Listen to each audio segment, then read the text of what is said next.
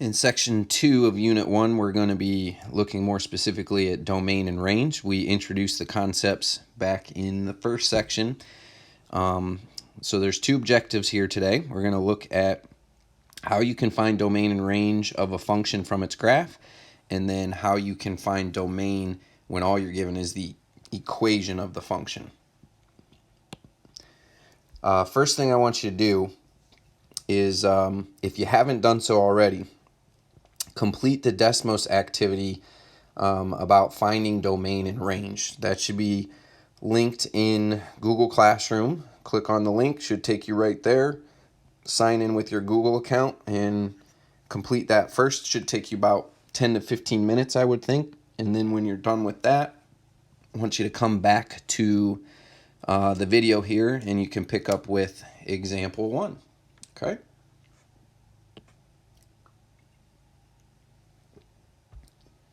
All right, when you're finding domain and range from a graph, let's start with domain.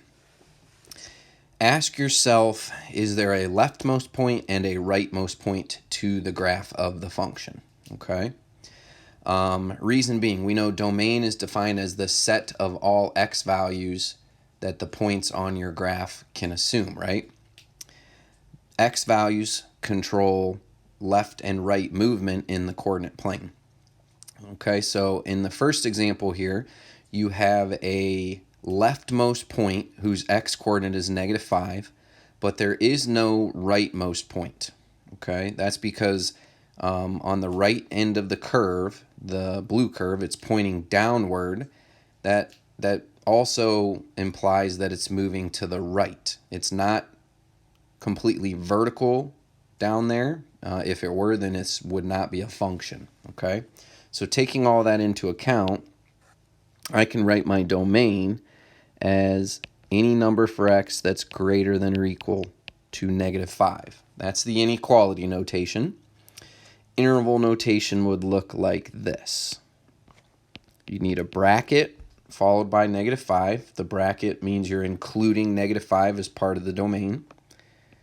Then a comma followed by infinity, since the graph moves in the positive direction towards infinity. Notice I'm not including infinity. That is why I have a parenthesis rather than a bracket following infinity symbol. And reason being, infinity can never be reached, therefore you can't include it. When asked to find the range of a graph, look for high and low points on the graph. Okay. Range is the set of all y values. Y values control up and downward movement. This particular graph has a high point at a y coordinate of 5, but no low point. Therefore, the range as an inequality would be any number less than or equal to 5. In interval notation, order is important here. You always want to put your smaller number on the left and your larger number on the right. So in this particular example, you need to begin with -infinity, which cannot be included, followed by 5, which is included. Okay. Second example, also a function passes the vertical line test. The leftmost point of the curve is actually not included. That's at an x value of -3, so that's your stopping value. And then your rightmost point is at -4 for an x, or I'm sorry, at +1.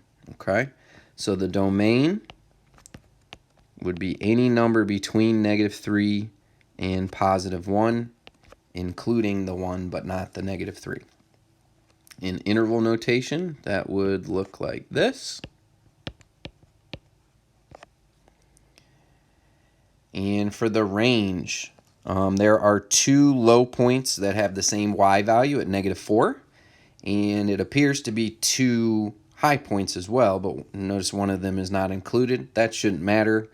Lowest y value is -4 up to the highest y value at 0. Both of which are included.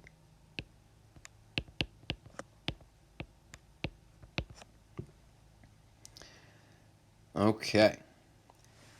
So here's a little bit of practice for you. You are asked to draw an example of a function that has the following domain and range. Now, your examples might be different than mine, and that's okay. This is an open-ended set of examples here. Okay, so pause the video for a few minutes, try and draw some graphs out that are functions that match these domain and ranges, and then come back and check yours with mine.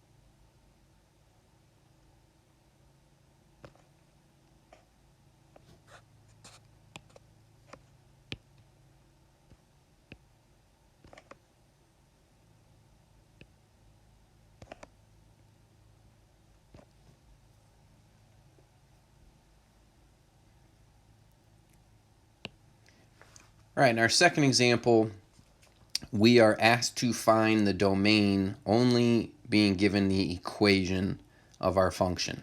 Okay. Now, most functions have a domain of all real numbers. So when you're given the equation of a function, always begin by considering the domain initially to be all real numbers, unless there's a specific rule associated with that function for you to consider. All right, so here are two common examples of functions that do not have a domain of all real numbers.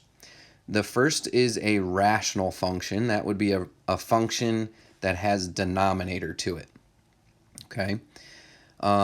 Domain we know are, again, x values that would result in y values, right? So for this function, I'm looking for any value of x that will result in a y value. Okay. Since you have a variable in the denominator of this fraction, you have to consider if the denominator would ever turn out to be 0, because we know that you cannot divide by 0. That would be undefined, right? So your domain would have to be x cannot equal, oops, back up here, jump the gun. Let me show the work. You'd have to take your denominator there of x minus 4 and say that it cannot equal 0. Okay, solving that, x cannot equal 4. Think about it. If you tried to find f of 4, that would be 3 divided by 0, which is undefined. Okay, that's actually inequality notation. Okay, that symbol is technically considered an inequality. What would this look like in interval notation? You'd actually have to break it up into two intervals. So negative infinity to 4, where 4 is not included, union 4 to infinity. Okay. The second type of function that would not have a domain of all real numbers would be a square root function, or really any even root function. Okay. Reason being, you cannot take the square root of a negative number, right? It will not result in a real value. So mathematically, we can find the domain by solving this inequality. The radicand of x minus 2 has to be set greater than or equal to 0, based on that property that you cannot take the square root of a negative number. So solving that, x has to be greater than or equal to 2. That's your domain as an inequality. And as an interval notation, include the 2 up to infinity. Okay. All right, here are two more examples. I want you to try them yourself. pause the video for a few minutes, work through them, then come back, check your work.